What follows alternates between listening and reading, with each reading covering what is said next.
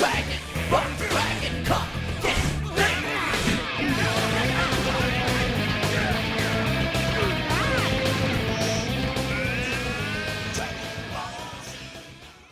and welcome to the Grimm Times podcast. This is episode 18. We are continuing our discussion here with Carl about Dragon Ball Z and everything related to that. So, back to where we were, I was going to let you start telling us about the Android Saga, just a brief overview, and some of the moments that really stuck out to you in your memory. Yeah, Android Saga. So, you have this traveler from the future, and he happens to be Vegeta's son, with his soon-to-be wife, I guess you say. Yeah, Bulma. Bulma. And, the funny thing is it's, that awkward moment where it's like, oh, we have a kid together, we don't even like each other, But anyway, Frieza actually shows up with a repaired body with his older brother, right? Yeah. Yeah. Well, Cooler was only in the movies. King Cold actually showed up with Frieza, and King Cold was Frieza's father.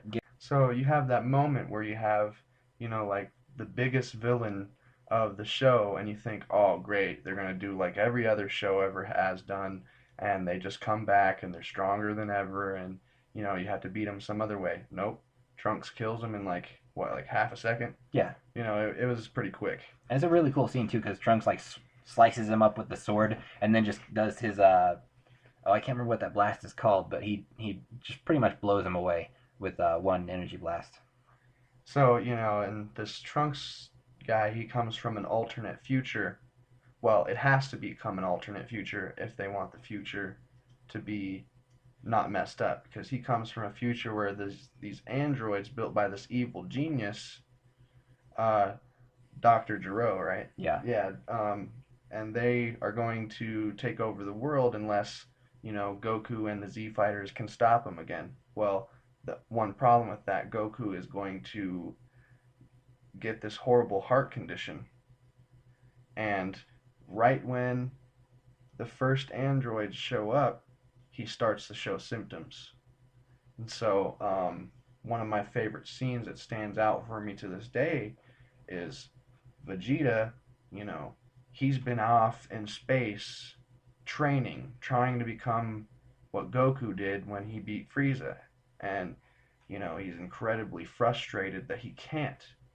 And, I remember the scene, he's on an asteroid and he's just like, screaming and bloody murder because he can't, he thinks he's weak, he hates himself.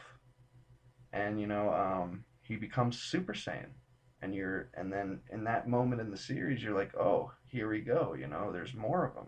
Yeah, that was really it. I mean, Vegeta's pride came into effect there because Goku was born into a low-class family. He was considered a low-class Saiyan. And Vegeta, here he is, the prince of all Saiyans, and he couldn't even do what this low-class Saiyan did. And then finally, after all his training, and he's just like, fine, I give up, I don't care anymore. And then finally, as he just powers up in anger, he transforms. And that's that level of emotion, I think, that is required to become a Super Saiyan. And maybe that pureness of heart was just then starting to show through. It's interesting because, you have, when Trunks comes from the future and kills Frieza, Goku arrives shortly after, right? Yeah. And Trunks, to convince himself that he's not wasting his time coming back to time to warn Goku, tries to fight Goku, and Goku holds him back with one finger. Yeah. And, that's another scene that stuck out for me. And one other scene kind of along that same line is when Trunks first shows up and they're waiting for Goku to come by, and Trunks is sitting over by Vegeta, and he keeps looking at Vegeta, and Vegeta's like, what, do you have a crush on me, or what are you looking at me for? And Trunks is like, oh, no, nothing, and he pulls out this little refrigerator out of a capsule. Bulma has Capsule Corp, and was he actually wearing the Capsule Corp jacket at that point? He was. Yeah, and she was like, oh, you must have, bought that from us, and my father runs that, because it was kind of one of those funny moments. But yeah, Trunks kept looking at Vegeta because, that's his dad, and he never got to really see his dad that much. And it was just fascinating for him. And then when he fought Goku, he was kind of testing how strong Goku really was, because he always heard of Goku from Gohan. Goku's like the legend, the strongest Saiyan. And yeah, Trunks' future was really a very dark and sad place. I mean, Gohan was the only one left. The androids had killed everyone, and Gohan ends up losing his arm, and then ends up losing his life in the end. But yeah, Trunks came back in time to stop that from happening, and that leads into this whole complex storyline with Cell and time travel. And I'm not even sure if I fully understand it at this point, because I know at one point Cell kills Trunks, and it's like, when did that happen? I don't even know. So I don't know. But anyway, you were just getting into when Vegeta shows up, I think.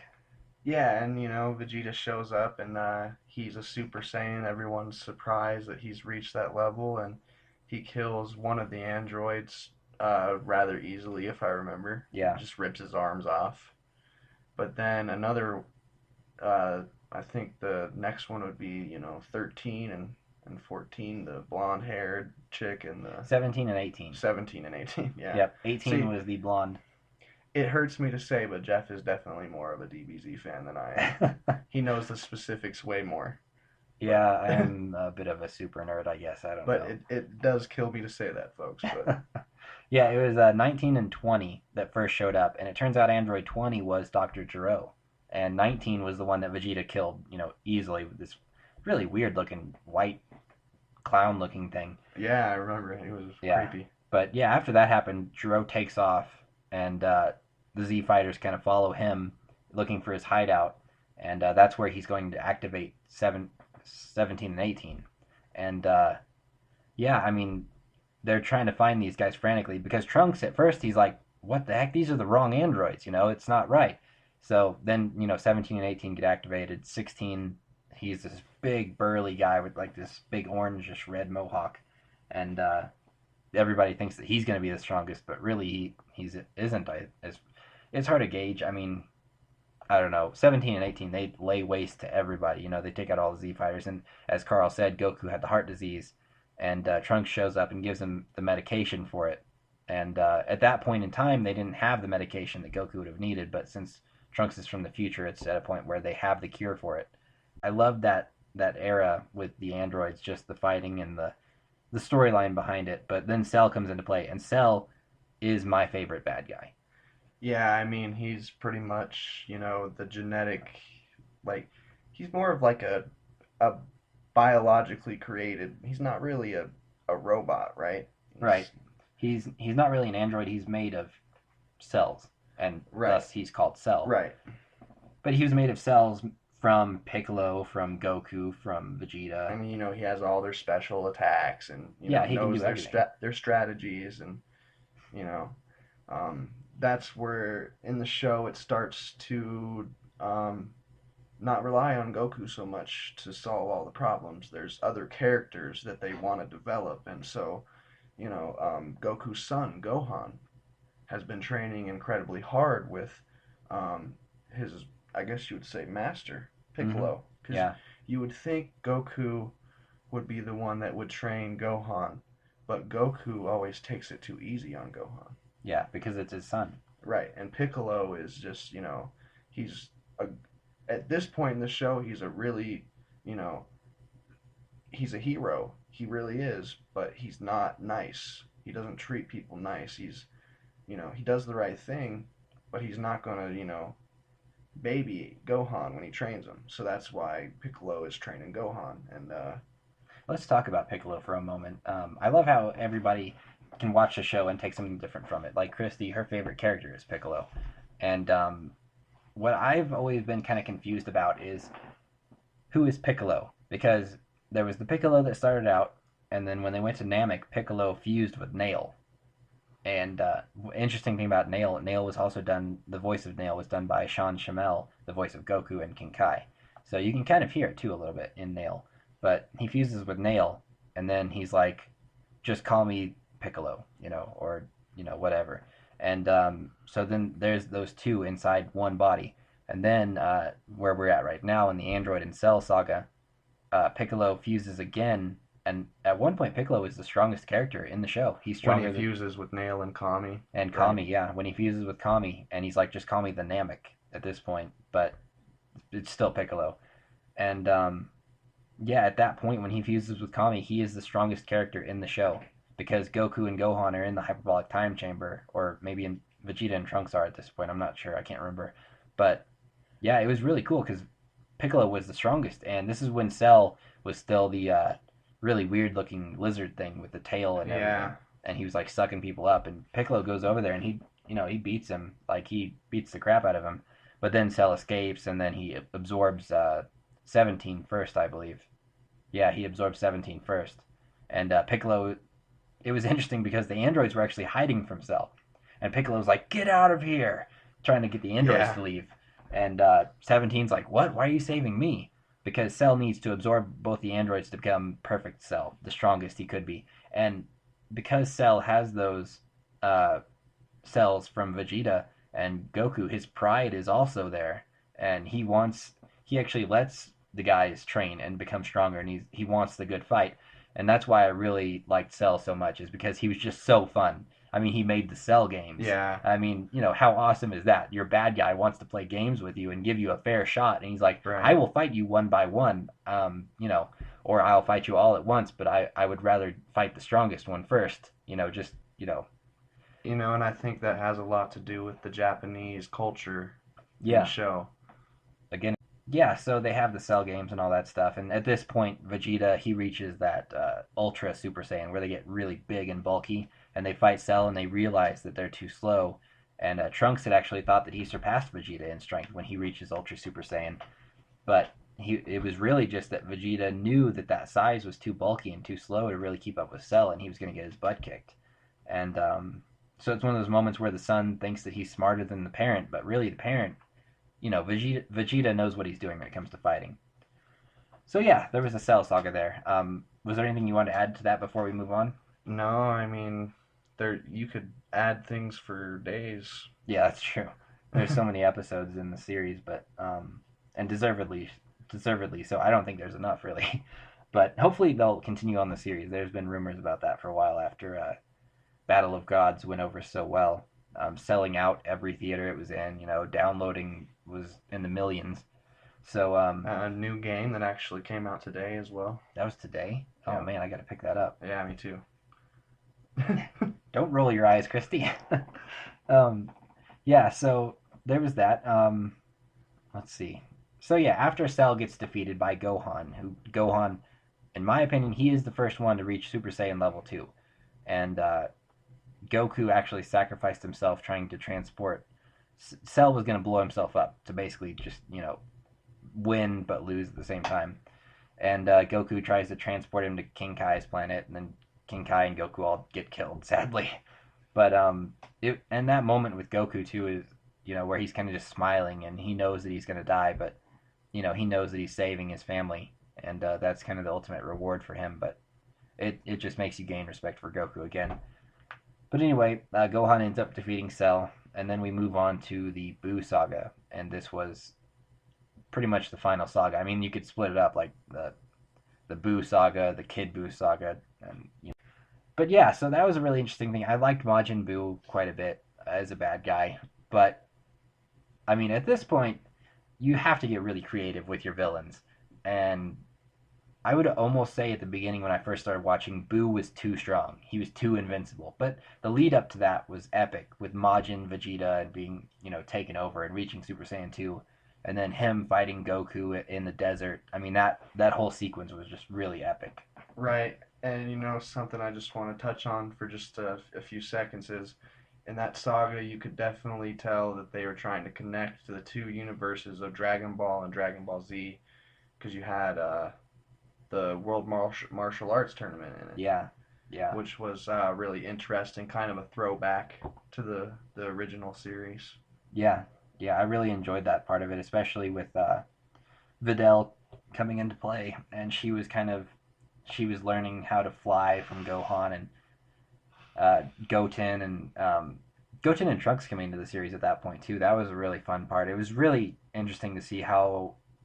I mean, you really feel like you're a part of the family with these characters, and Goten looked so much like Goku as a kid.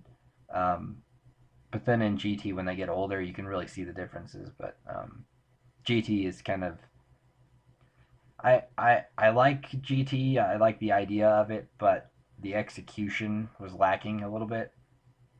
But anyway, yeah. So it was an interesting time in Dragon Ball Z, and when they were fighting Buu, and Goku was Super Saiyan 3 at this point, and you had Gotenks, and the fusion element was brought into it.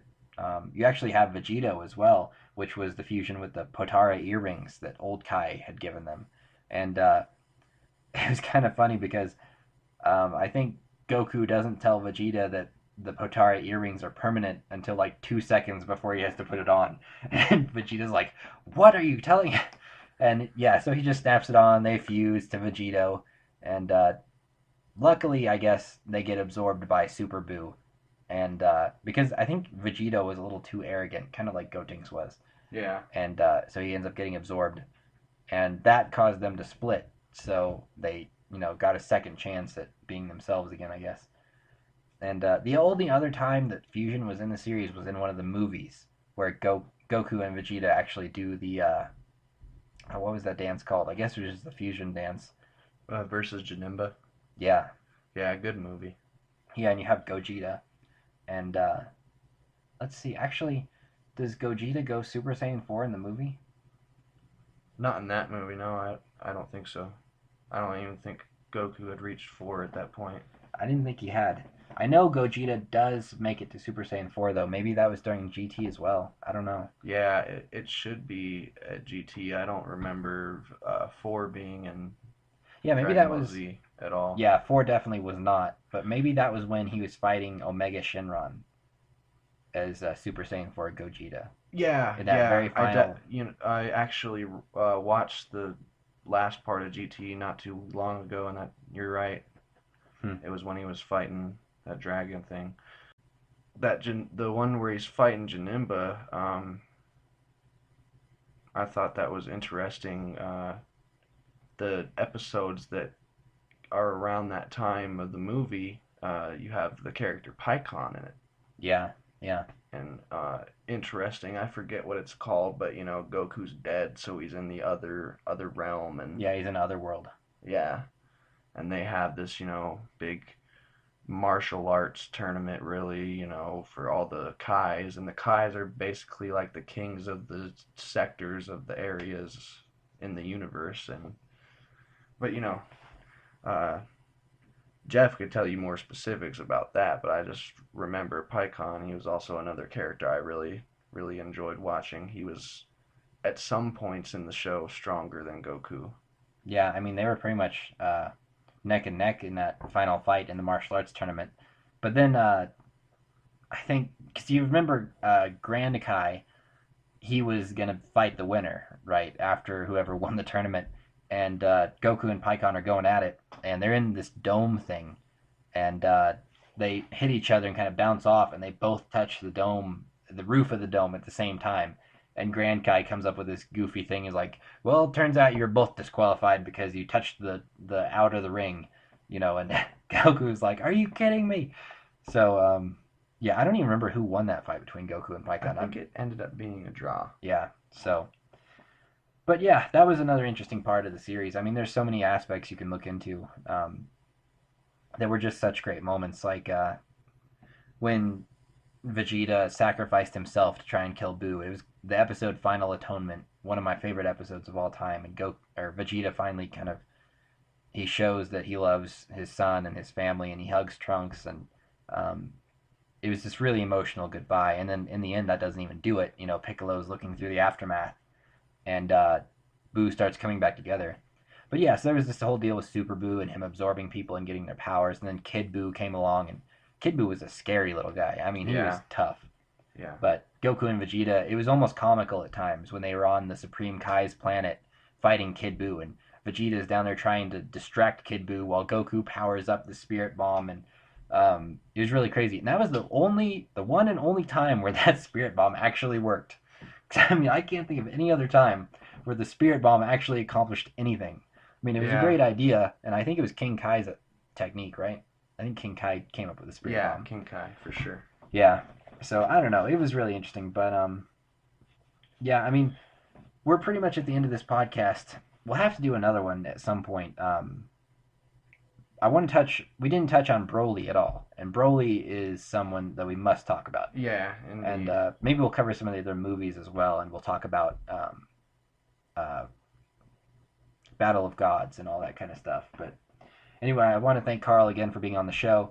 I hope to do more episodes with him in the future. We're gonna start releasing these episodes more frequently, I hope, and I'm really enjoying it. So thanks to everybody for listening. Carl, do you have any final thoughts? Uh, no, everyone have a wonderful day or evening wherever you are at, and thanks for having me on, Jeff. Yeah, no problem. Hope to do it again soon. And hope you all enjoyed this trip down memory lane. Definitely go watch Dragon Ball Z if you haven't. Yeah, if you haven't watched that show, you just need to watch it. It's as simple as that. Yeah, Just watch it. even with all these spoilers, I mean the show's so deep, you'll get into it Yeah, either we way. didn't cover even 1% of it, so. Yeah. But anyway, check us out www.thejeffjarmanshow.com. I'm at jeffjarman55 on Twitter. If you want to hear some crazy stuff, just follow me on there. I rant about all kinds of stuff. But anyway, and screw Facebook. I don't really use that, but maybe I shouldn't say that on a podcast. I don't know. Anyway, yeah, thanks for listening. Check us out on YouTube as well, The Jeff Jarman Show, Grim Times Podcast. We also have Keepers of the Key. We're everywhere. Check us out. Tell a friend if you like the podcast. Tell us what you think. Comment section on the website. Just look around and help us do what we love. Thank you for listening once again. This has been the Grim Times Podcast. Have a good night. But anyway, Frieza actually shows up with a repaired body with his older brother, right? Yeah. Yeah. Well, Cooler was only in the movies. King Cold actually showed up with Frieza, and King Cold was Frieza's father. So you have that moment where you have, like the biggest villain of the show, and you think, oh, great, they're going to do like every other show ever has done, and they just come back and they're stronger than ever, and, you have to beat them some other way. Nope. Trunks kills him in like, what, like half a second? Yeah. It was pretty quick.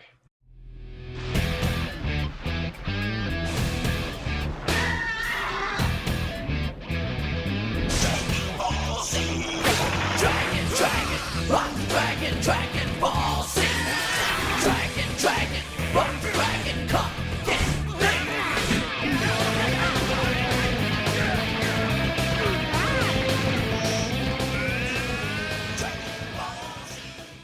Hello and welcome to the Grim Times Podcast. This is episode 18. We are continuing our discussion here with Carl about Dragon Ball Z and everything related to that. So, and it's a really cool scene too because Trunks like slices him up with the sword and then just does his I can't remember what that blast is called, but he just pretty much blows him away with one energy blast. So, and this Trunks guy, he comes from an alternate future. Well, it has to become an alternate future if they want the future to be not messed up, because he comes from a future where there's these androids built by this evil genius, Dr. Gero, right? Yeah. Yeah, and they are going to take over the world unless, Goku and the Z Fighters can stop them again. Well, the one problem with that, Goku is going to get this horrible heart condition. And right when the first androids show up, he starts to show symptoms. And so, one of my favorite scenes that stands out for me to this day is Vegeta, he's been off in space training, trying to become what Goku did when he beat Frieza. And, he's incredibly frustrated that he can't. Back to where we were, I was going to let you start telling us about the Android Saga, just a brief overview, and some of the moments that really stuck out to you in your memory. Yeah, Android Saga. So, you have this traveler from the future, and he happens to be Vegeta's son, with his soon-to-be wife, I guess you say. Yeah, Bulma. Bulma. And, the funny thing is it's, that awkward moment where it's like, oh, we have a kid together, we don't even like each other.